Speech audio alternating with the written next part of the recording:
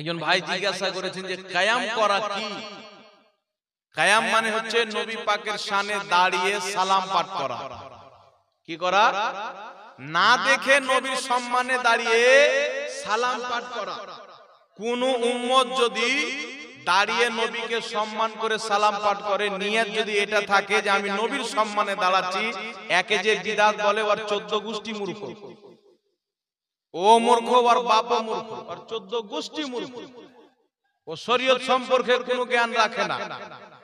আমি আপনাদেরকে বলি, আপনাদের বাঙালি একটা মৌলবি আছে, বলছে কায়ামের বয়স হলো 150 বছর। কত বছর? এত বড় মিথ্যা কথা মৌলবি বলছে, আর ও মৌলবি বক্তব্য দিয়ে বেড়াচ্ছে। তাহলে বক্তাই যদি মিথ্যুক হয়ে যায়, তাহলে জাতির কি খবর হবে বুঝতে পারছেন? কায়ামের বয়স কত আপনাকে বলছি শুনেন। কায়ামের বয়স হলো 1450 বছর পুরাতন। কত? 1450 বছর পুরাতন। আর আমরা যে ইয়া নবী সালামু আলাইকা পাঠ করি, এও 1450 বছর পুরাতন। জোরে বলুন সুবহানাল্লাহ। ওই কাটমুনসি বলেছেন ঢ্যাবসা মৌলবি কওমে লূত, ও কামবাখাত কানা দাজ্জাল বলছে যে কায়ামের বয়স হলো 150 বছর, আর ইয়া নবী সালামু আলাইকা এটা কোনো সালামই না। এত বড় বেঈমানি, এত বড় জাহিল মূর্খ। এরা মাদ্রাসায় লেখাপড়া করে মানুষ হয়নি, এরা গু খেয়ে মানুষ হয়েছে, কাউয়া খেয়ে মানুষ হয়েছে, উটের পেশাব খেয়ে মানুষ করেছে। কওমে লূত, এদের মাদ্রাসায় কওমে লূতের কাজ বেশি হয়, জানেন? আমার কাছে পেপার আছে, 7-8টা পেপার, আপনি নিয়ে এলেন। ছাত্রর সঙ্গে কত এরা বালাৎকার করে, নাউজুবিল্লাহ। আমি বলতে চাই না, কিন্তু বলতে বাধ্য হচ্ছি। আর আল্লাহর ওলিদের ব্যাপারে বলে, ওদের জবাব দিতে হবে কি হবে না আপনারা বলেন। কায়ামের বয়স কত শুনেন ধ্যান দিয়ে। আজ থেকে 400 বছর পূর্বের মুহাদ্দিস শেখ আব্দুল হক মুহাদ্দিস দেহলভি আল বুখারী রাহমাতুল্লাহ আলাইহি, কত বছর পূর্বে? 400 450 বছর। 400 বছর পূর্বে তিনার ইন্তিকাল। তো কিতাবটা হয়তো 50 বছর আগে লিখেছিলেন, হতে পারে কি? 400ই ধরলাম। তিনার লেখা কিতাব আখবারুল আখিয়ার, যে শেখ আব্দুল হক মুহাদ্দিস দেহলভি লক্ষ লক্ষ হাদিসের হাফিজ, সকলের মাথা তাজ, আহলে হাদিসও যাকে মুহাদ্দিস মানে, দেওবন্দিও যাকে মুহাদ্দিস মানে, পীর ওলি মাননেওয়ালা আহলে সুন্নাত ওয়াল জামাত যিনাকে মুহাদ্দিস মানে, তিনাকে সবাই মানে। 400 বছর পূর্বে লিখছেন আখবারুল আখিয়ার কিতাবের মধ্যে কায়াম করা সওয়াবের কাজ। উনি নিজেই কায়াম করতেন। তাহলে কি বুঝা গেল? যে কাটমুনসি বলেছে কায়ামের বয়স 150, ও হচ্ছে দাজ্জাল কানা। কায়ামের বয়স 150 বছর যে বলেছে পাকা বেঈমান মিথ্যুক। আর লানাতুল্লাহি আলাল কাযিবিন, ওদের প্রতি আল্লাহর লানাত যারা মিথ্যা কথা বলে। এটা আমি বলেছি না আল্লাহ বলেছে? মিথ্যুকদের প্রতি লানাত, এটা কে বলেছে? আল্লাহ বলেছে। তো কিভাবে বলে দিল যে কায়ামের বছর বয়স হচ্ছে 150 বছর? মিথ্যা কথা একটা আলিম মানুষ মৌলবি বলে নিজেকে, ও তো মৌলবি না, জাহিল, কিছুই আসে যায় না। ওই গাহা শুনে নিয়েছে বাপের নকল, নিজের বক্তব্যতে সালা ইরিবে কিবে হবে, মুখটাকে বান্দরের মতন বানাই করে না। ইয়া নবী ইসলাম ভাই, ইয়া নবী ইসলাম ভাই, এভাবে বলে। কি বলবে? আর মুখে দেখবেন পোকা পড়বে মরার পর। কুকুর চাইতে খারাপ বানাই মুখটাকে। কিন্তু মুহাদ্দিস কি করছেন? শেখ আব্দুল হক মুহাদ্দিস দেহলভি তিনি বলছেন কিয়ামের ওসিলা দিয়ে আমি দোয়া করি, আমি যে মিলাদে ইয়া নবী সাল্লাল্লাহু আলাইহি ওয়াসাল্লামকে দাঁড়িয়ে পাঠ করি, বলছেন আল্লাহ এই কিয়ামের ওসিলা দিয়ে যদি দোয়া করি তুমি অবশ্যই কবুল করবে।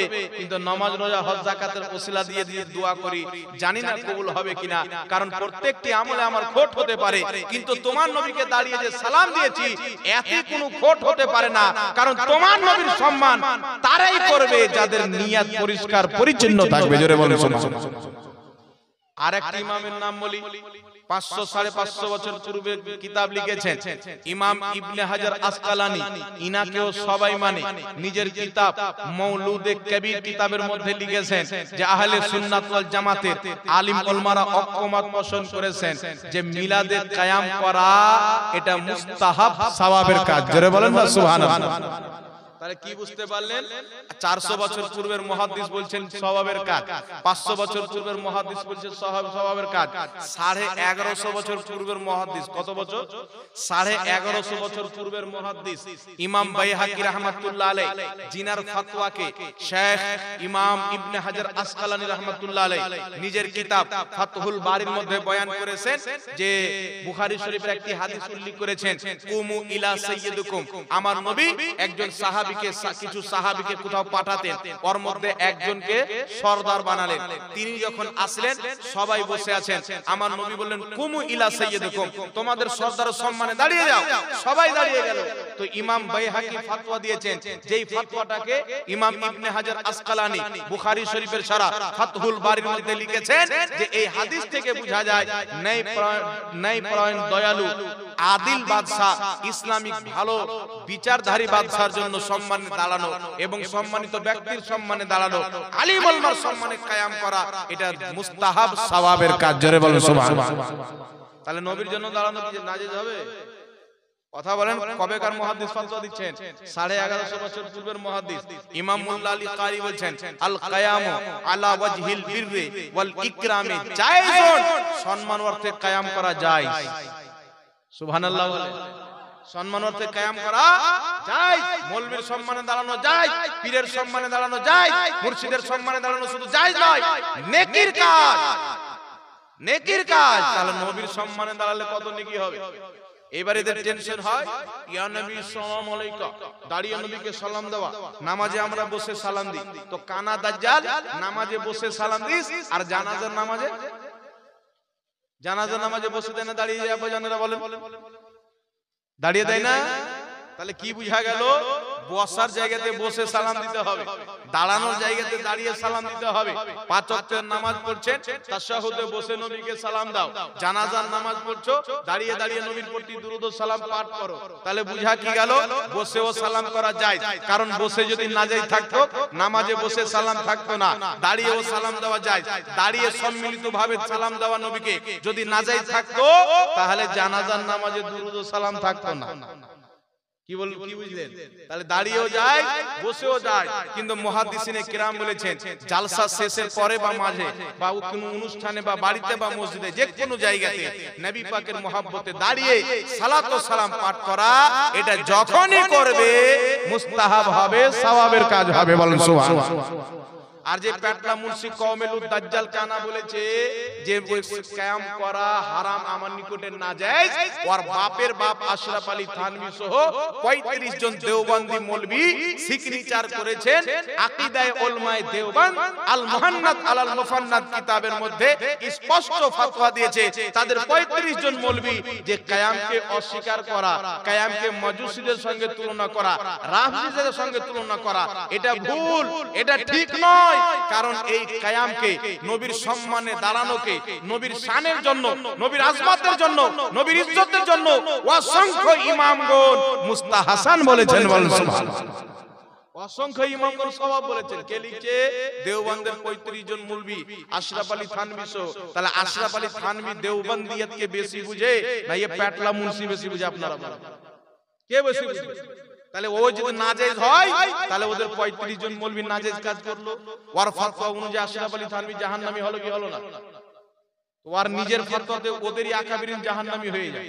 তাহলে এরকম ফতোয়া দেওয়ার উচিত আছে? ওকে পড়ে ফতোয়া দিতে হবে কি হবে না?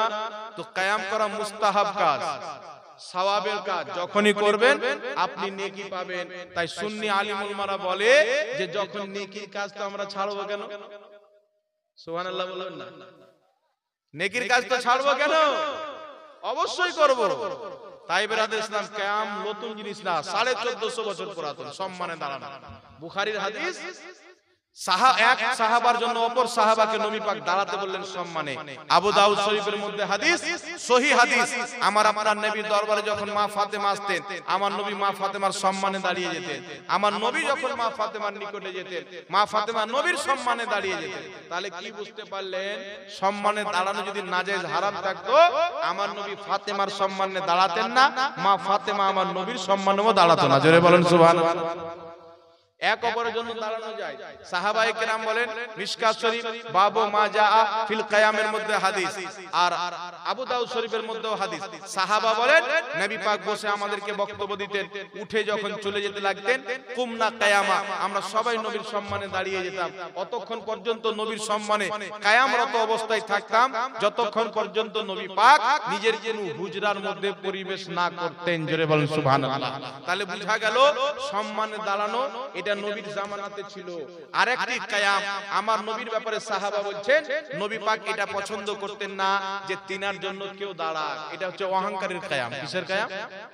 অহংকারের কিয়াম। আমি যেমন এখানে আসলাম, আমি যদি অহংকার করতাম যে আমার জন্য দাঁড়াক, তাহলে যে এরকম অহংকার চাইবে ওর জন্য না যায়। কিন্তু আমরা অহংকারে করি না, আমরা নবীর সম্মানে করি, যেটা সাহাবা করেছেন, যার জায়েজের পক্ষে একাধিক সহিহ হাদিস বুখারীতে, আবু দাউদে, মিশকাতে ভরা আছে। জোরে বলেন সুবহানাল্লাহ। এইবার কিছু লোক বলে, ইয়া নবী সালাম আলাইকা, চুলকানি হয় কি হয় না? ইয়া নবী বলে সালাম দেওয়া যাবে না। কিন্তু আপনাকে আমি বলছি শুনেন, কিতাবটির নাম হলো শরফে মুস্তাফা, যেই কিতাবটিকে আহলে হাদিসও মানে, দেওবন্দিও মানে, আহলে সুন্নাত ওয়াল জামাতও মানে। শরফে মুস্তাফা কিতাব, লেখকের নাম ইমাম কুসাইরি রাহমাতুল্লাহ আলাইহি। তিনি একটি হাদিস লিখেছেন, মালকুল মউত এসে বলছেন, হুজুর ইসরাইল আলাইহিস সালাম, আপনার আত্মা কবজ করতে এসেছি আল্লাহর হুকুমে। আল্লাহ পাক এটাও বলেছেন, যদি আমার নবী অনুমতি দেয় আত্মা বের করবে, যদি অনুমতি না দেয় বের করবে না। এমনি সময়তে জিবরিল আমিন অবতরণ করলেন। জিবরিল আমিন নাজিল হয়ে বলছেন, ইয়া মুহাম্মদ আলাইকাস সালাম। জোরে বলেন সুবহানাল্লাহ। আরেক জায়গাতে হাদিস, ইয়া আহমদ আলাইকাস সালাম। তাহলে কি বুঝা গেল? আগে ইয়া নবী বলে পরে সালাম দেওয়া জিবরিল আলাইহিস সালামের সুন্নাহ। আর যারা বিদআত বলে জিবরিল আমিনের উপরে ফতোয়া দিতে পারবে, আর বাপের ক্ষমতা আছে? আছে ক্ষমতা? ইয়া নবী বলে জিবরিল আমিন সালাম দিয়েছেন, ইয়া মুহাম্মদ বলে, ইয়া আহমদ বলে। তাহলে ইয়া নবী আগে বলে পরে সালাম দেওয়া, এটা জায়েজ না নাজায়েজ হলো? জিবরিল আমিন জায়েজ কাজ বুঝতেন কি বুঝতেন না? উনি জায়েজ মনে করে দিয়েছেন সালামটা, না নাজায়েজ মনে করে। আমার নবী বললেন না, জিবরিল তুমি ইয়া মুহাম্মদ বলে কেন সালাম দিলে? এ তো বিদআত। আমার নবী সালামের উত্তর দিয়ে প্রমাণ করে দিলেন, কিয়ামত পর্যন্ত ইয়া নবী সালামু আলাইকা পাঠ করা জায়েজ আছে। জোরে বলেন সুবহানাল্লাহ। আরেকটি কিতাব বলি, ইমাম সামারকান্দি রাহমাতুল্লাহ আলাইহি নিজের কিতাব আত-তামবিহুল গাফিলিন বিআহাদিসে সাইয়্যিদুল মুরসালিন, যে কিতাবটি সবাই মানে, যে ইমামকে সবাই মানে, ইমাম সামারকান্দি এই কিতাবে তাশাহুদের বয়ান করতে গিয়ে লিখেছেন, আসসালামু আলাইকা আইয়ুহান নবী, ইয়ানি ইয়া মুহাম্মদ আলাইকাস সালাম। জোরে বলেন সুবহানাল্লাহ। ইমাম সামারকান্দি রাহমাতুল্লাহ আলাইহি তাশাহুদের বয়ান করতে গিয়ে লিখছেন, আত-তাহিয়াত পড়ছেন তো নামাজে, লিখছেন আসসালামু আলাইকা আইয়ুহান নবী, ইয়ানি ইয়া আহমদ আলাইকাস সালাম, ইয়া নবী সালাম আলাইকা। তিনি লিখছেন যে আমরা যে নামাজে পড়ি আসসালামু আলাইকা আইয়ুহান নবী, ইয়ার মানেই হলো ইয়া নবী সালাম আলাইকা। জয় বলেন সুবহানাল্লাহ। এটাও ইয়া নবী সালাম আলাইকা, এটাও। এইবার চলে আসেন, কিছু মৌলবি বলছে যে আল্লাহ কোরআনে বলেছেন ইয়া আইয়ুহান নবী, আর তুমি বলছো ইয়া নবী। তো এরা হচ্ছে জাহিল, মানুষকে গুমরাহ করে। শুনেন, একটি কিতাব শারহে জামি প্রত্যেক মাদ্রাসায় পড়ানো হয়, গ্রামারের কিতাব। না পড়লে জের জাবার, বিনা জের জাবার ওয়ালা আরবি বুখারী পড়তে পারে না, মুসলিম পড়তে পারে না। এই কিতাবের মধ্যে লেখা আছে, ইজা ক্বালা ইয়া রাজুলু ফামানাহু কামানা ইয়া আইয়ুহার রাজুল। কোন ব্যক্তি যদি ইয়া আইয়ুহার রাজুল বলে, ইয়া আইয়ুহার রাজুল বলে যেই মানা হয়, ইয়া রাজুল বলে একই মানা হয়। কেউ যদি ইয়া আইয়ুহান নবী বলে, ইয়া আইয়ুহানের অর্থ যেটা, ইয়া নবীর অর্থও একই সেটা। জোরে বলেন সুবহানাল্লাহ। দুটার মানে এক। এটা বেশি ব্যবহার করার হওয়ার কারণে ইয়া নবী বলা হয়েছে, নচেত ইয়া আইয়ুহান নবীর অর্থ হচ্ছে হে নবী বাংলা, ইয়া নবীর অর্থ হচ্ছে হে নবী বাংলা। গুগলে লিখে চেঞ্জ করলে। কিন্তু বাকি যারা বলে না ইয়া নবী মানে এই মুহাম্মদ, এই নবী, সারাসার মিথ্যা, ডাহা, কাযযাব। আর যতক্ষণ পর্যন্ত মিথ্যা না বলবে, ওয়াহাবিকে ওয়াহাবি বলা যাবে না। ও নিজে ওয়াহাবি হতে পারে না যতক্ষণ পর্যন্ত মিথ্যা না বলবে। ওয়াহাবির অর্থই হচ্ছে মিথ্যাবাদী, দেওবন্দির অর্থই হচ্ছে মিথ্যাবাদী। এরা মিথ্যা বলে মানুষকে গুমরাহ করে। বেটা জামাতে এসো নামাজ শিখাবো, জামাতে নিয়ে চলে গেল, আগে বলতো নবীর নূরের তৈরি, আর আসার পর বলছে মাটির তৈরি। বেঈমান হয়ে চলে আসলো, তাহলে আর নামাজি হয়ে লাভ হলো? কথা বলেন। ইবলিসের মতন নামাজি হয়ে লাভ আছে? ইবলিসের আকীদা আদম সম্পর্কে খারাপ হয়ে গেল, আদমকে সাজদা করলো না, আর 6 কোটি বছরের ইবাদত কাজে লাগলো? কথা বলে, নবীর সম্মান না থাকলে ইবাদত কাজে লাগে না। এটা ইবলিসকে কাফির বানিয়ে আমার আল্লাহ সাবিত করে দিয়েছেন, প্রমাণ করে দিয়েছে। ইবলিস শয়তান কেন হলো? আদমকে সিজদা করলো না তাই। তো যার আকীদা রাসূল সম্পর্কে ঠিক নাই, ওলি সম্পর্কে ঠিক নাই, যার বিশ্বাস রাসূল সম্পর্কে জঘন্য, ওলি সম্পর্কে জঘন্য, এরা কোনোদিন ঈমানদার হতে পারে না। এদের নামাজ রোজা কবুল হতে পারে না। নামাজ যদি কবুল করাতে হয় আকীদা শুদ্ধ করতে হবে। জোরে বলেন সুবহানাল্লাহ। বুঝতে পারছেন আমার? তাহলে কায়াম করা জায়েজ না নাজায়েজ প্রমাণ হলো। মুহাদ্দিসিনে কেরাম জায়েজ বলেছেন, নিজে কায়াম করেছেন। আজকের ফাটিচার মৌলবি, ভিক্ষা করনেওয়ালা মৌলবি, দাজ্জাল কানা মৌলবি, মিথ্যুক মৌলবি যদি বলে কায়াম করা হারাম না জায়েজ, তাহলে কার উপরে ফতোয়া লাগালো? আল্লাহর ওলি যারা কায়াম করেছেন তাদেরকে হারামকারী বললো কি বললো না? মুহাদ্দিসদেরকে বললো কি বললো না? তো কিয়ামত অতক্ষণ পর্যন্ত কায়েম হবে না। আমার নবী বলেছেন, যতক্ষণ পর্যন্ত আমার পরে আনেওয়ালা উম্মত পূর্বের উম্মতকে গালি না দিবে কিয়ামত কায়েম হবে না। আমার নবী বলেছেন। তাহলে ওটা এখন জাহির কে করছে? এই শয়তান মৌলবীরা। এই ফাতোয়া দেখে শুনে দেয় না যে কিয়ামকে কারা কারা জায়েজ বলেছেন, কারা কারা করেছেন। আর একজন মুহাদ্দিসিনের করাই জায়েজ হওয়ার জন্য যথেষ্ট। কারণ ইমামে আযম আবু হানিফা রাহমাতুল্লাহ আলাইহি বলেছেন যে প্রত্যেক জিনিসের হচ্ছে জায়েজ যতক্ষণ পর্যন্ত তার নাজায়েজ হওয়ার দলিল না পাওয়া যায়। প্রত্যেক জিনিস জায়েজ যতক্ষণ পর্যন্ত তার নাজায়েজ হওয়ার দলিল না পাওয়া যাবে। কোন জিনিস যদি নাজায়েজ হওয়ার দলিল কুরআন হাদিসে থাকে ওটাই নাজায়েজ, যেটাকে নাজায়েজ হারাম বলা হয়নি ওটা প্রত্যেকটা জায়েজ। তো কিয়ামের দলিল নাই আমি এটা বলছি না। এখন কতটি দলিল দিলাম, এখন আরো যদি দলিল দিই তো ওগুলো মুনশিকে কবর দেওয়া হবে। আর যেইগুলো কিতাবের নাম বললাম আমার মনে হয় ওর বাপও দেখেনি, ওই কি করে দেখবে? ওই কি করে দেখবে? তাই কিয়াম করা অবশ্যই জায়েজ, সওয়াবের কাজ। অবশ্যই আপনারা কিয়াম করবেন, কোন মুনশির ফতোয়া দেখিয়েন না। মুহাদ্দিসিনের ফতোয়াতে আমল করেন। তিনারা হকপন্থী ছিলেন। এরা তো ফিতনা চায়, এরা তো ঝগড়া চায় সমাজে। তাই ঝগড়া বন্ধ করতে হবে।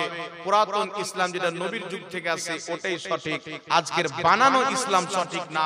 আব্দুল কাদের জিলানীর ইসলাম ঠিক, ইমামে আযম আবু হানিফার ইসলাম ঠিক, ইমামে হুসাইনের ইসলাম ঠিক, মুঈনুদ্দিন চিশতির ইসলাম ঠিক, পীর মাশায়েখদের ইসলামটাই হলো আল্লাহ আল্লাহ রাসূলের ইসলাম। যারা এর বিরুদ্ধে নতুন ইসলাম বানাতে চায় এটা আল্লাহ আল্লাহ রাসূলের পছন্দের ইসলাম না। এটা আমেরিকাকে খুশি করার জন্য বানাচ্ছে, ইসরায়েলকে খুশি করার জন্য বানাচ্ছে। যারা পীরদেরকে, পীরজাদাদেরকে অপমাননা নজরে দেখে, কুনজরে দেখে, এদের জন্য দুনিয়াতেও আল্লাহর লানত আছে, আখিরাতেও আল্লাহ ছাড় দেয় কিন্তু ছেড়ে দেয় না। বুঝতে পারছেন কথা? আল্লাহ ছাড় দেয় কিন্তু ছেড়ে দেয় না। এরা দুপাতা পড়নেওয়ালা মুন্সি, এরা মানুষকে বুঝাতে চায় যে পীর ওলিরা যত ভুল কাজ করেছে ওইগুলোর আমরা সমাধান করছি। তুই কে সমাধান করনেওয়ালা রে? তোর নিজের তো ঈমান নাই, তো তুই পীর ওলিদের কি সমাধান করবি? পীর ওলিরা তো তোর 14 গোষ্ঠীকে সমাধান করে মুসলমান করে গেছেন। ঠিক বলছে না বেঠিক বলছে? এরা যদি না আসতেন বলেন কি অবস্থা হতো? তারা যিনারা ইসলামের কাজ করেছেন তিনাদের ইহসান আমাদেরকে মানতে হবে কি হবে না? আপনি আমাকে একদিন মহব্বত ভালোবাসার নজরে খুব খিদা লেগেছে, হোটেল সব বন্ধ হয়ে গেছে, খিদা জ্বালাই থাকতে পারি না। আপনি বললেন হুজুর আপনি আমার বাড়ি চলেন, আপনাকে খাবার খাওয়াবো। আপনি আমাকে খাবার খাইয়ে আমার জানটা বাঁচালেন, তাহলে আপনি আমার উপরে ইহসান করলেন না? আর আমি যদি বাইরে গিয়ে বলি আরে ও লোক তো বোকা লোক, হারাম খায়, অমুক ধুমুক ভালো মন্দ, তাহলে আমি ইহসান ফারামোশ হলাম কি হলাম না? আপনার সঙ্গে চিটিংবাজি করলাম কি করলাম না? তো ইহসান ভুলতে হবে না। আল্লাহ ওয়ালারা আমাদেরকে ইসলাম নিয়ে দিয়েছে। ইসলাম আল্লাহর ধর্ম, আল্লাহ এদের মাধ্যমে দিয়েছে। তো যাদের মাধ্যমে দিয়েছেন তারা কেউ ভোলা যাবে না, এবং তাদের অপমাননা কেউ যদি করে তাদেরকেও ছাড়া যাবে না। জোরে বলুন সুবহানাল্লাহ।